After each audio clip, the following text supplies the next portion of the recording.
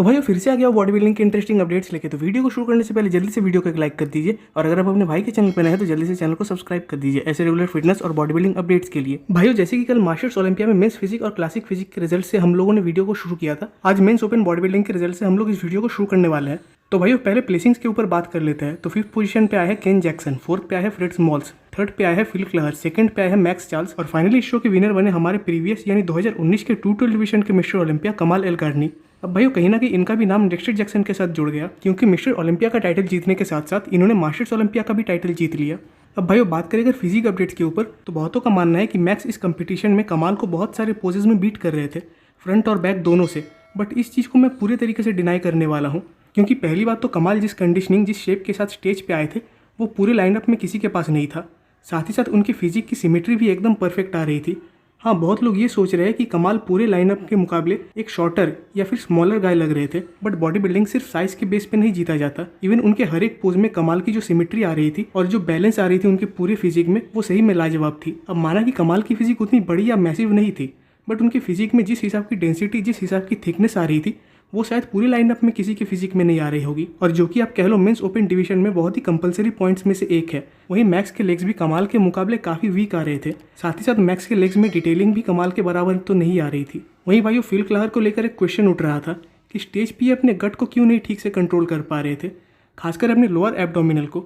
और उसी के आंसर में फिल ने एक पोस्ट भी किया कि कंपटीशन से 10 दिन पहले वो हॉस्पिटल में एडमिट हो गए थे क्योंकि उनके लेग्स में कुछ बिटर इन्फेक्शन हो गया था और उसी के कारण उन्हें हाई डोसेज ऑफ एंटीबायोटिक्स दिया गया था। इवन उनके घर वाले और उनकी वाइफ भी नहीं चाहती थी कि वो इस शो में कम्पीट करे, बट वो अपने जीत के कारण इस शो में कम्पीट किए थे।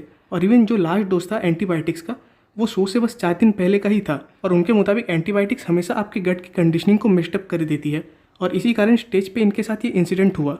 तो स्टिल भाइयों इस इन्फेक्शन के बावजूद इन्होंने इस शो में कम्पीट किया और एक अच्छी प्लेसिंग भी लाई, जो बहुत बड़ी बात है। और वैसे भी ये इस साल ओलंपिया के लिए क्वालिफाई तो है ही, तो उन्हें इस चीज़ के ऊपर भी ज़्यादा सोचने की तो ज़रूरत नहीं है। बाकी भाइयों अगर फिर से बात करें कमाल के ऊपर तो उन्होंने इस साल ये शो जीत के ओलंपिया में तो क्वालिफिकेशन ले लिया, बट अब ओपन डिवीजन के बाकी बॉडी बिल्डर्स के सामने ये कैसे कम्पीट करेंगे वो देखने वाली बात होगी।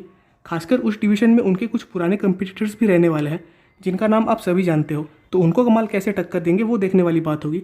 और इस मैटर में आपके क्या थॉट्स है भाइयों, ये कमेंट्स में ज़रूर बताइएगा। बढ़ते अगले अपडेट की तरफ, तो ये है भाइयों नेथन डियाशा की तरफ से। अब नेथन कुछ टाइम से अपने बैक के अपडेट्स कुछ ज़्यादा ही दिए जा रहे हैं, खासकर जब से रेगन ने अपना बैक वर्कआउट का एक पोस्ट डाला था। अब उसी के बाद से नेथन कंटिन्यूस अपने बैक के अपडेट्स दिए ही जा रहे हैं। अब ये तो सबको पता है कि वो अपने सारे कंपटीटर्स को पोक करते रहते हैं, बट बात करें अगर इस फिजिक अपडेट के ऊपर तो इस पोज में नेथन की जो बैक की डिटेलिंग और कंडीशनिंग आ रही है वो सही में तारीफ के लायक है।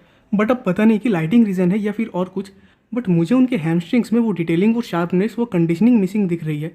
हालांकि कुछ दिन पहले फ्रंट का जब उनका अपडेट आया था उसमें उनके क्वाड्स में अच्छी खासी डिटेलिंग और सेपरेशन देखने मिल रही थी। इवन हैमस्ट्रिंग्स भी थोड़े सेपरेटेड लग रहे थे, बट इस पोस्ट में इनके हैमस्ट्रिंग्स मुझे तो विजुअली नहीं लग रहे। अब ऐसा तो नहीं कि 2 दिन पहले ये ज़्यादा कंडीशन थे और अभी कम है, बट कहीं ना कहीं मुझे इसमें लाइटिंग का ही पंगा लग रहा है। बाकी ओवरऑल इनके बैक में जो सिमेट्री आ रही है वो सही में बहुत ज़्यादा अच्छी है। साथ ही साथ अपर और लोअर फिजिक की जो साइज प्रोपोर्शन है वो भी परफेक्ट बैठ रही है। हाँ, ग्लूट्स में भी अभी उस लेवल की तो सेपरेशन देखने नहीं मिल रही, बट मुझे लगता है कि कंपटीशन आते आते ये अपने फ्लॉस को कवर अप कर ही लेंगे। वैसे भाइयों अब रेगन की ये पोस्ट देखकर मुझे तो कहीं ना कहीं ये लग रहा है कि रेगन और नेथन दोनों के अंदर एक कोल्ड वॉर शुरू हो गई है, क्योंकि जैसे जैसे नेथन अपडेट्स डालते हैं वैसे वैसे रेगन भी डाल देते हैं और सेम चीज़ ऑपोजिट वे में भी होती है।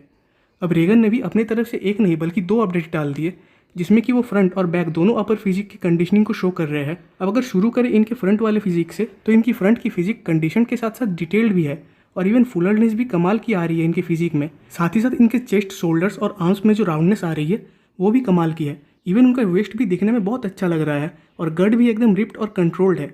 वहीं अगर बात करें उनके बैक कंडीशनिंग के ऊपर तो उसमें भी उनके बैक की जो शेप है वो बहुत ज़्यादा बढ़िया आ रही है।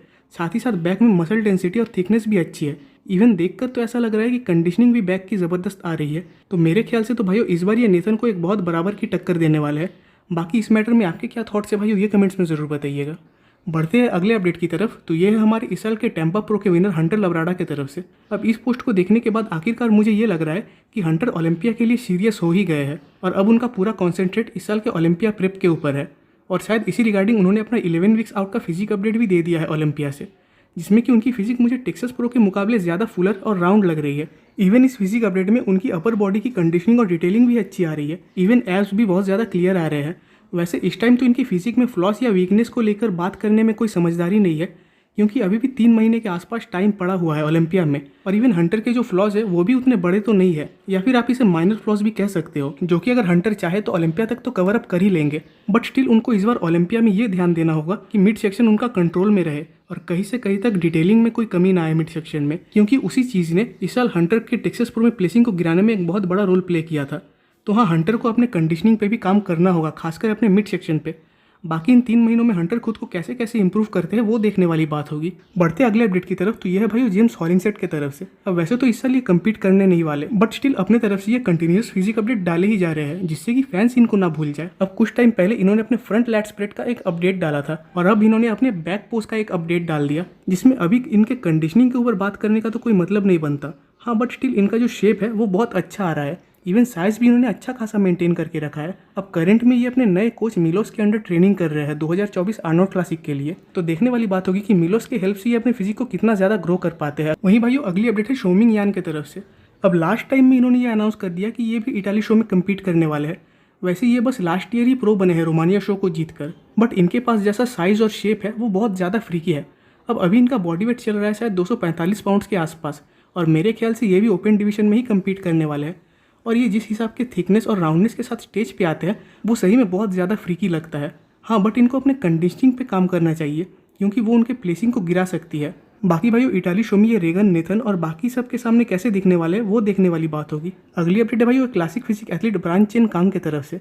अब वैसे तो बात यह है कि ये दुबई शो में कम्पीट करने वाले हैं, बट रिसेंटली उन्होंने एक शो में गेस्ट पोजिंग किया है, और इस गेस्ट पोजिंग को देखने के बाद मेरा मानना है कि पिछले बार के मुकाबले इन्होंने ज़्यादा इंप्रूवमेंट्स तो किए ही नहीं। इवन बोलना बेटर होगा कि इंप्रूवमेंट्स ही नहीं किए, जो कि इन्हें करना चाहिए था। अब माना कि इनके फिजिक का जो प्रोपोर्शन है वो क्लासिक फिजिक के अकॉर्डिंग बहुत बढ़िया आता है, बट स्टिल बिना इंप्रूव किए अगर ये सोचते हैं कि ये साल मिस्टर ओलंपिया में क्वालिफाई हो जाएंगे, तो मुझे नहीं लगता कि इस साल ये क्वालिफाई होने भी वाले हैं ओलंपिया के लिए। और इसकी लास्ट अपडेट है भाइयों वेस्ले वाइजर्स की तरफ से। अब हालांकि इन्होंने अपने तरफ से अपने फिजिक अपडेट का एक पोस्ट डाला है, जिसमें वो किसी एमेच्योर बॉडी बिल्डर के साथ पोजिंग कर रहे हैं, बट मुद्दे की बात यह है कि ये अभी भी इस साल के ओलंपिया के लिए तो क्वालिफाई नहीं है, और ना ही अभी तक इन्होंने अपने नेक्स्ट शो को लेकर कोई अनाउंसमेंट किया है। वैसे लास्ट टाइम ओलंपिया में इनकी प्लेसिंग 8 आई थी क्लासिक फिजिक डिवीजन में, तो उस बेस पे ये कोई छोटे एथलीट तो नहीं है, बट मेरे ख्याल से उनको जल्द से जल्द स्टेज पे कम्पीट करना चाहिए ओलंपिया क्वालिफिकेशन के लिए। और अगर इस साल उनका ओलंपिया में कम्पीट करने का कोई इरादा नहीं है तब तो अलग बात है। तो भैया आज की वीडियो यहीं पे खत्म होती है। कमेंट्स में जरूर बताइएगा कि आपको वीडियो कैसा लगा। वीडियो अच्छी लगी तो वीडियो को एक लाइक कर दीजिए, और नेक्स्ट वीडियोस के अपडेट सबसे पहले पाने के लिए चैनल को सब्सक्राइब कर दे और बेल आइकन को प्रेस कर दे।